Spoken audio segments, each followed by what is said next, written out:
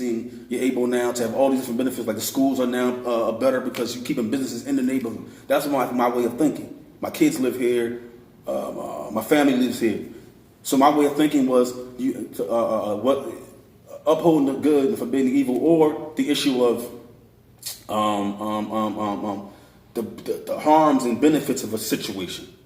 Okay, and a situation came up where there was two types of business. There was a tailor or a person that hem my pants or whatever. This is an indigenous guy. He had one. Then there was another cleaners. The people were Indian or Pakistani. And they were Muslim, and the Aboriginal guy or indigenous guy was not a Muslim, right? So I'm like, all right. So I was going to the Aboriginal guy, giving him my money, Muslim or not.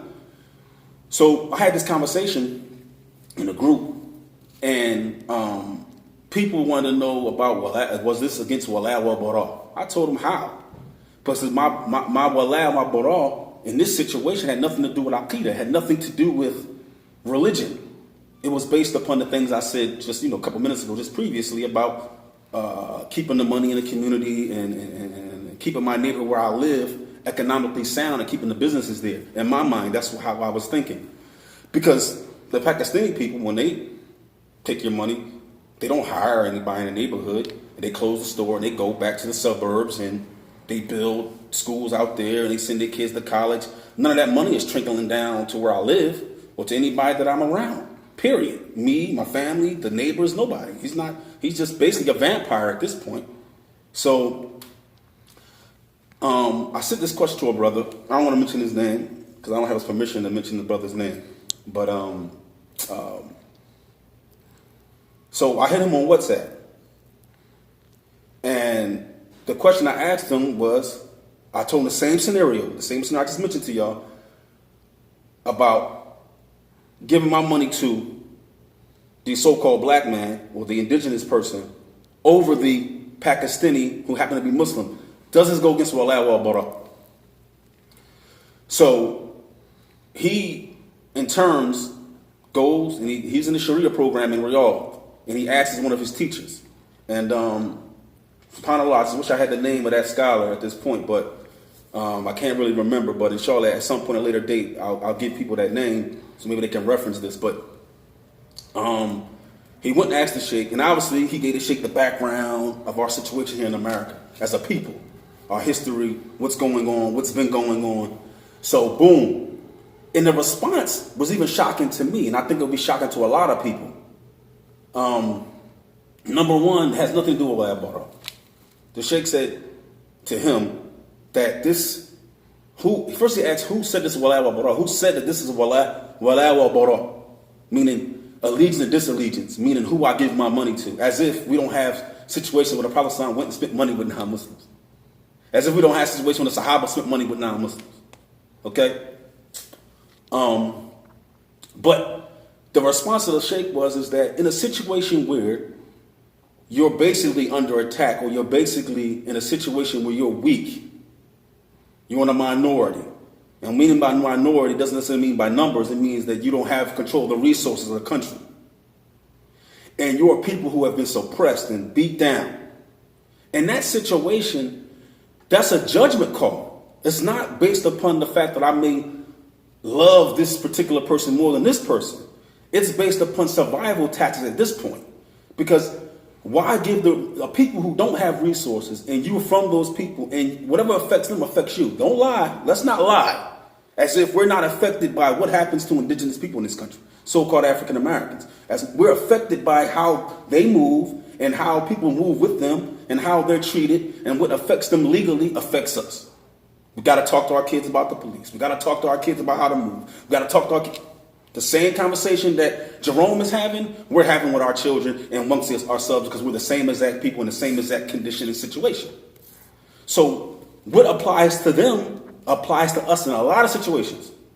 So the sheikh said, in a situation like that, and this is what the brother said back to me. Like, obviously I didn't hear the sheikh's speech, but he says, at that point, you make a judgment call. He said, why take the piece of the resources and the wealth and give it to other people when you're in a weak state where you live? It's not like if the so-called African American community just crashed, that we wouldn't be affected by that crash. We would be. We will be totally affected by that crash, economically and socially. My thobe and my beard and my kufi will not change the fact that I'll be affected by that wave. So in that case, you keep the harm back.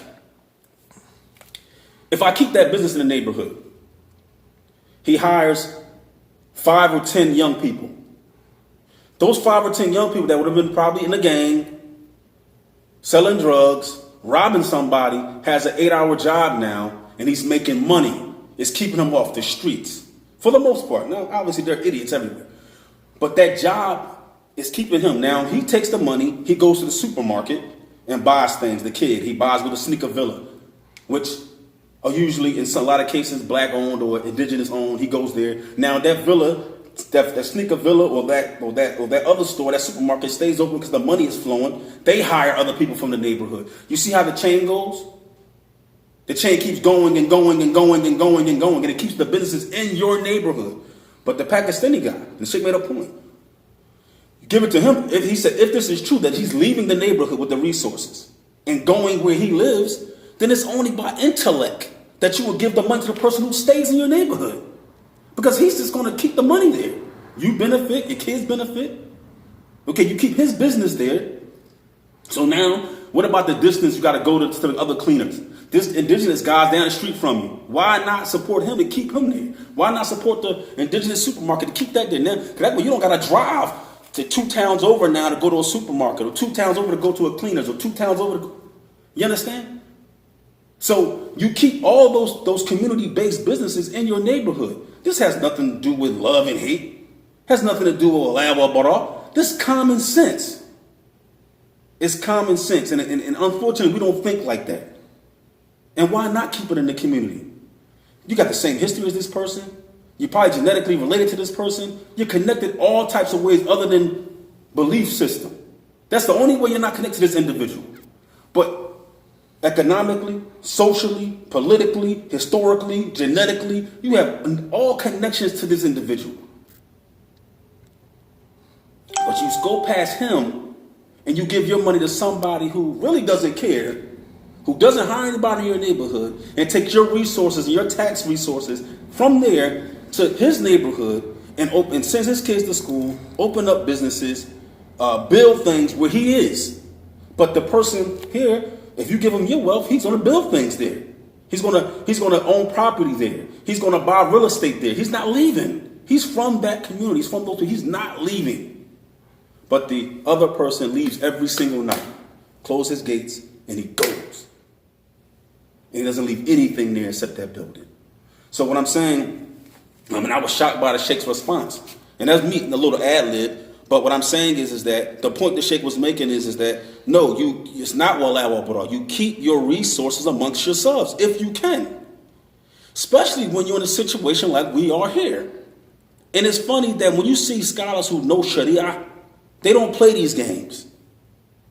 They don't keep trying to use the religion to keep up appearances or failures of a people. They don't do that. The Sheikh gave a straight, real answer because Islam is real. It's a real functioning thing that it moves. You know what I'm saying? It's like air. It comes in and it fits into a situation and it gives you the answer to a problem. So let's stop giving problems to a solution.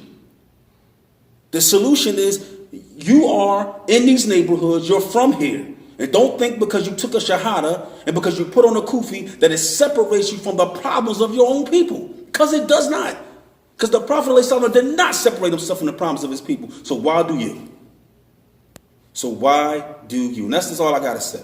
I'm sorry to be a little emotional. Let's just keep it real. Support your own people. Keep your businesses in your neighborhood so maybe your schools will get better. Okay? Start cleaning up your block.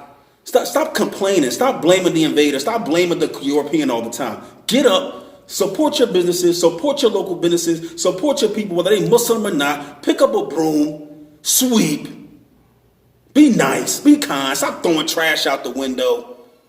Okay? Stop depending on people to educate your children. Educate for yourself. Because it doesn't make any sense for you to complain, but you let your enemy educate your kids. You let your enemy clothe your kids. You let your enemy feed your kids. Stop complaining and start supporting your own and supporting yourself.